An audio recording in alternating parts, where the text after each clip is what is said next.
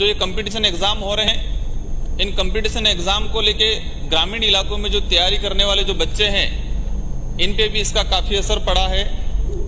तो उसी से जुड़ा हुआ मैं इस विषय पे उससे पहले हमारे अनुसूचित क्षेत्र के अंदर अभी हाल ही पूरे राज्य में हालांकि कंप्यूटर अनुदेशक की भर्ती हुई और इस भर्ती में हमारा अनुसूचित क्षेत्र के 888 पद थे और 888 पद में से सिर्फ 196 पदों पे ही लड़के पात्र हुए, बाकी 700 पद खाली गए।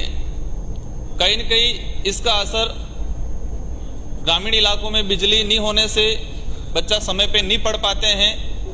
तो मेरा आपसे अनुरोध है सरकार से कि कंप्यूटर अनुदेशक की जो भर्ती हुई उसमें अनुसूचित क्षेत्र के लिए शीतलता प्रदान की जाए, जो एक पात्रता का जो दायरा किया गया है उसको कम करते हुए जो बाद में जो मेरिट में आ रहे हैं उन बच्चों को लिया जाए। माननीय सभापति महोदय, आज ग्रामीण इलाके और शहरी इलाके दोनों इलाकों में बिजली की जो कटौती का जो समय है, बिजली जो समय पे पहुंच पाती कि नहीं पाती, उसमें दोनों काफी अंतर आता है।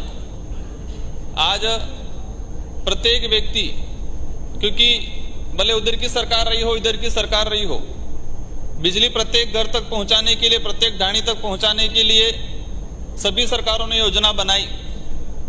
आज कई जगह 99% पहुंच भी गई है, लेकिन वहां थंबा पहुंचा है, तार पहुंचा है, बिजली का करंट आज भी समय समय पे नहीं पहुंच पाता है। उसका मार आज भी ग्रामीण इलाकों में देखने मिलता है। आज अभी पिछले कुछ समय से बिजली विभाग का ऐसा रवैया जो हमारे डूंगरपुर जिले में, हालांकि हमारे लिए सौभाग्य की बात है कि जो मंत्री जी हैं वही हमारे डूंगरपुर जिले के प्रभारी हैं, लेकिन थोड़ा दुर्भाग्य की बात यह है कि वहां के अधिकारी इतने लापरवाह हैं कि ग्रामीण इलाके में ध्यान ही नहीं देते हैं। एक डीपी जल जाती है, उस डीपी को बदलने में 15 से 20 मैं कम से कम दिन बता रहा हूं, मैं 20 दिन लग जाते हैं। अधिकारी बताते हैं कि हमें जो बिल आ रहा है, बिल के नीचे टोल फ्री नंबर है, उस पर सूचना दो, लेकिन ग्रामीण क्षेत्र में पढ़ा लिखा व्यक्ति इतना नहीं है वो इस चीज को समझ पाएगा। ग्रामीण इलाके में सिस्टम रहता है, डीपी जल गई है तो लाइनमैन को ढूंढते हैं, लाइनमैन 2 दिन में मिलता है, उसको सूचना देते हैं, सब जाके 20-25 जने जाके, लाइनमैन 10 दिन बाद जयन को कहता है और जयन कहता है 10 दिन बाद उस अय्यन को। मतलब ग्रामीण इलाकों में यही समस्या है कि डीपी जलने के बाद कम से कम 20 से 25 दिन बाद डीपी वहां लगती है और 20 से 25 दिन तक वो लोग अंधेरे में रहते हैं।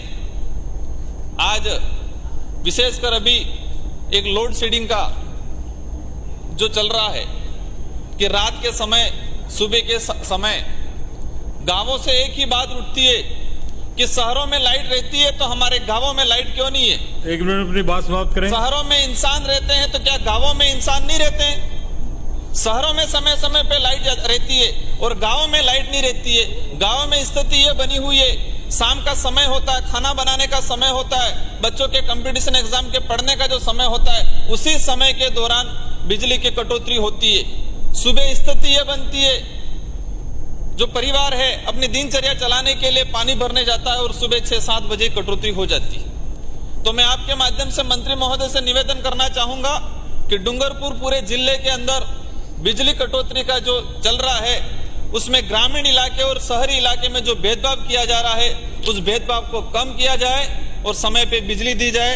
माननीय सभापति महोदय, अभी हाल ही एफआरटी का जो कर रखा है व्यवस्था, माननीय सभापति महोदय, ये एफआरटी का जो सिस्टम कर रखा है, एफआरटी कहीं न कहीं भ्रष्टाचार के बलि चढ़ गई है। गवर्नमेंट उनको 2.5 लाख रुपया देते हैं, जो कार्मिक अस्थायी लगाने होते 12 और वो एफआरटी वाला लगाता है 7। माननीय सभापति महोदय, मात्र 1 मिनट लूंगा मैं।